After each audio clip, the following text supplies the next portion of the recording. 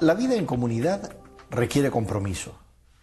Solo el Espíritu Santo puede crear la comunión verdadera entre los creyentes, pero la cultiva con las elecciones que hagamos y los compromisos que asumamos. Pablo señala esta doble responsabilidad.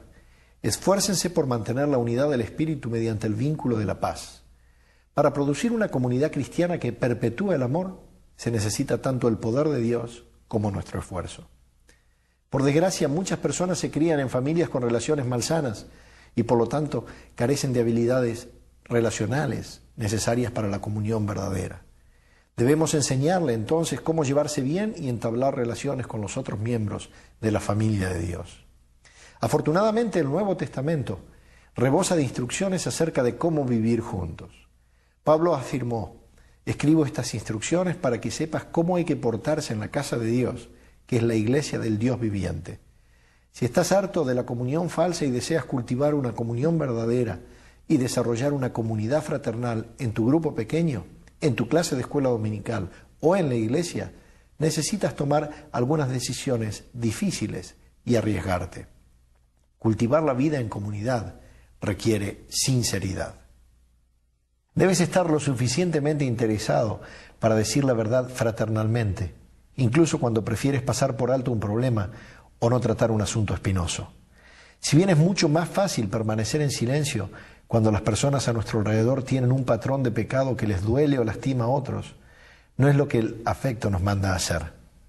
La mayoría de las personas no tienen a nadie que las ame lo suficiente como para decirles la verdad, aunque duela, por lo cual persisten en sus conductas autodestructivas.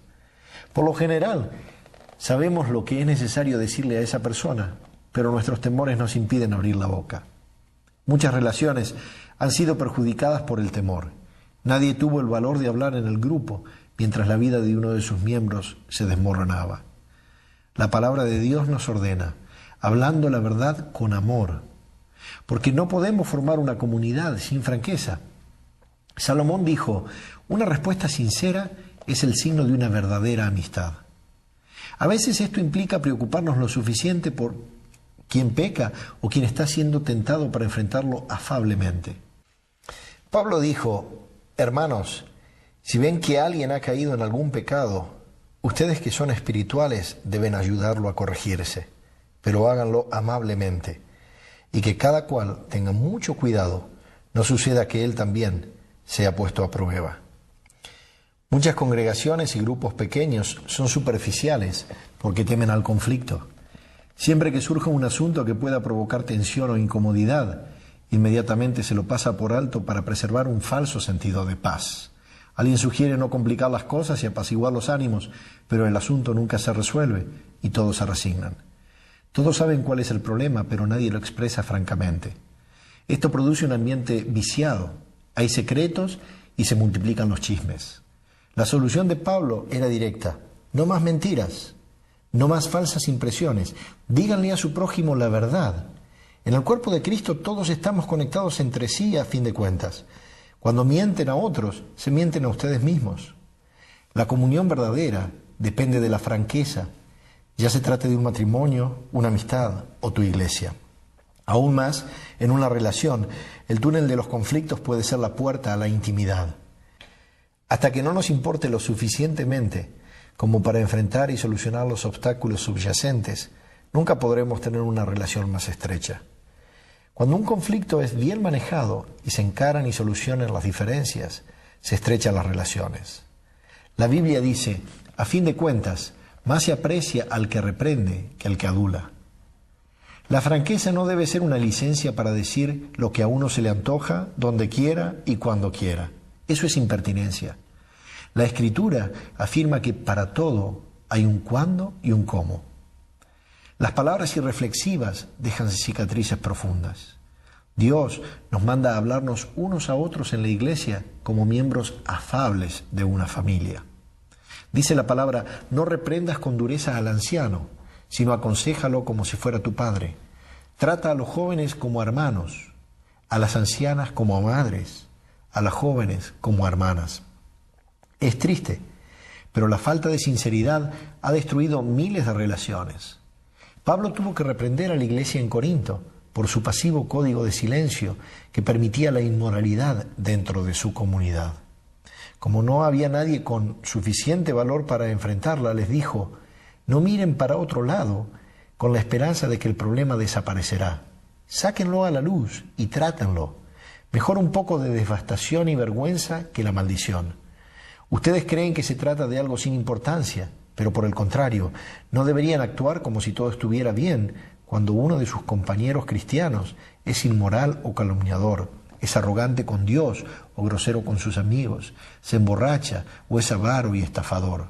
No toleren esta situación, ni consideren aceptable este comportamiento. No soy responsable de lo que hagan los de afuera, pero ¿acaso no tenemos responsabilidad hacia los de adentro, los que conforman nuestra comunidad de creyentes? Cultivar la vida en comunidad requiere humildad.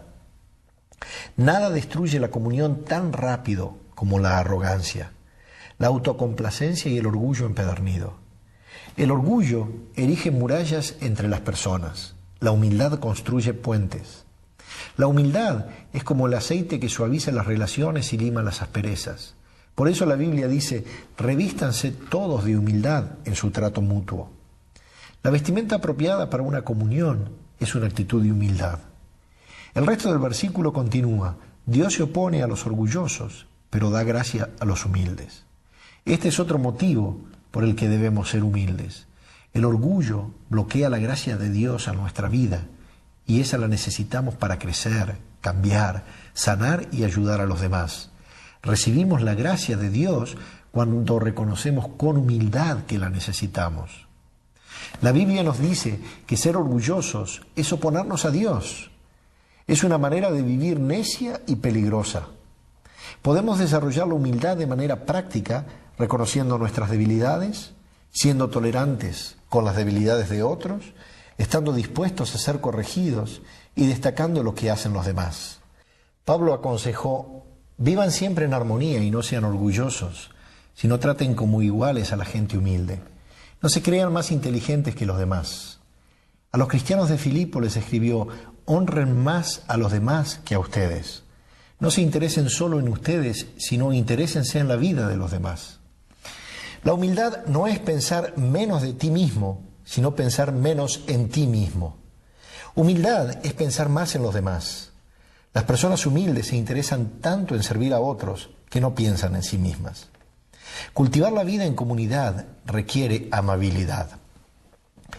La cortesía o amabilidad consiste en respetar nuestras diferencias, tener consideración por los sentimientos de otras personas y ser tolerantes con las que los molestan. La palabra de Dios dice: hagamos cuanto contribuya al bien con el fin de edificarlas. Pablo le dijo a Tito: el pueblo de Dios debe tener un gran corazón y ser amable. En todas las iglesias y en cualquier grupo pequeño habrá siempre, por lo menos, una persona difícil, a veces más de una. Estas pueden tener necesidades emocionales, especiales, profundas inseguridades, costumbres irritantes o hábitos sociales no desarrollados. Podríamos llamarlas personas NGE, necesitan gracia extra. Dios puso a tales personas en medio de nosotros, tanto para nuestro beneficio como para el de ellas. Son una oportunidad para el crecimiento y poner a prueba la comunión. ¿Las amaremos como hermanos y hermanas y las trataremos con dignidad? Los miembros de una familia no se aceptan porque sean inteligentes, hermosos o talentosos. Se aceptan porque pertenecen a la misma familia. Defendemos y protegemos la familia. Uno de sus miembros puede ser algo tonto, pero es nuestra familia. De la misma manera, la Biblia dice: ámense los unos a otros con amor fraternal, respetándose y honrándose mutuamente. Lo cierto es que todos tenemos nuestras manías y caprichos, pero la comunidad no tiene nada que ver con la compatibilidad. La base de nuestra comunión es nuestra relación con Dios. Somos una familia. Una de las claves para la amabilidad es conocer los orígenes de una persona, descubrir su historia. Cuanto sepas de lo que esa persona ha atravesado, serás más comprensivo.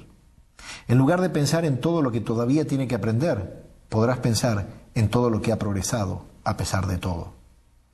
Otro aspecto de la amabilidad consiste en no subestimar las dudas ajenas.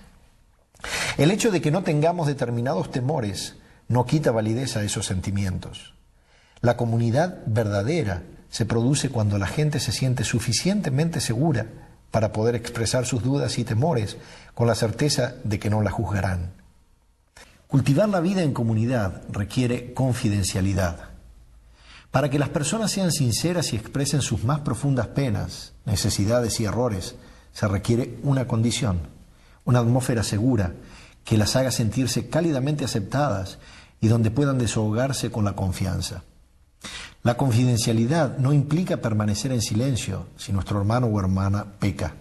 Significa que lo que se expresa dentro del grupo no sale afuera de él, que el grupo tratará el asunto internamente y nadie saldrá a contar los chismes. Dios odia los chismes, sobre todo cuando se los disfraza superficialmente como pedidos de oración por una persona. Él afirma: el perverso provoca contiendas y el chismoso divide a los buenos amigos. Los chismes provocan sufrimiento y divisiones y destruyen la comunión. Dios es muy claro al respecto. Debemos enfrentar al que cause divisiones. Estas personas pueden enojarse y abandonar el grupo o la iglesia cuando se las amonesta por sus acciones divisivas, pero el compañerismo de la iglesia es más importante que cualquier individualidad. Cultivar la vida en comunidad también requiere contacto frecuente. Debes tener contacto frecuente y regular con tu grupo para construir una comunión genuina. Para cultivar una relación se requiere tiempo. La palabra de Dios nos dice: no dejemos de congregarnos, como acostumbran a hacerlo algunos, sino animémonos unos a otros. Debemos desarrollar el hábito de reunirnos. El hábito es algo que hacemos con frecuencia y regularidad, no ocasionalmente. Debemos pasar tiempo juntos, mucho tiempo, para construir relaciones sólidas. Por eso, la comunión es tan superficial en algunas iglesias, justamente porque no pasamos suficiente tiempo juntos. Y cuando nos reunimos, por lo general pasamos ese tiempo escuchando hablar a una sola persona. La comunidad no se construye sobre la conveniencia.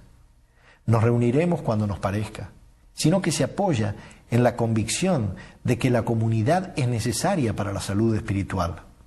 Si deseas cultivar una comunión verdadera, eso implicará reunirte incluso cuando no tengas ganas, porque estás convencido de que eso es importante. Los primeros cristianos se reunían todos los días. Dice la palabra de Dios: no dejaban de reunirse en el templo ni un solo día. De casa en casa partían el pan y compartían la comida con alegría y generosidad. Para tener comunión debes invertir tiempo. Si eres miembro de un pequeño grupo o clase, te animo a que hagas un pacto con el grupo en el que incluyas 9 características de la comunión bíblica. Vamos a expresar nuestros verdaderos sentimientos. Eso es autenticidad. Nos vamos a animar unos a otros. Eso es reciprocidad. Nos apoyaremos unos a otros. Eso es compasión. Nos perdonaremos unos a otros. Es misericordia. Hablaremos la verdad en amor. Es sinceridad. Reconoceremos nuestras debilidades. Eso es humildad. Respetaremos nuestras diferencias. Amabilidad. Y no andaremos con chismes. Confidencialidad. Y haremos del grupo una prioridad. Frecuencia. Al leer esta lista de características, te va a resultar obvio que la comunión genuina es poco corriente. Consiste en renunciar a nuestro egocentrismo e independencia para transformarnos en interdependientes. Sin embargo, los beneficios de compartir la vida juntos superan largamente los costos y nos preparan para el cielo.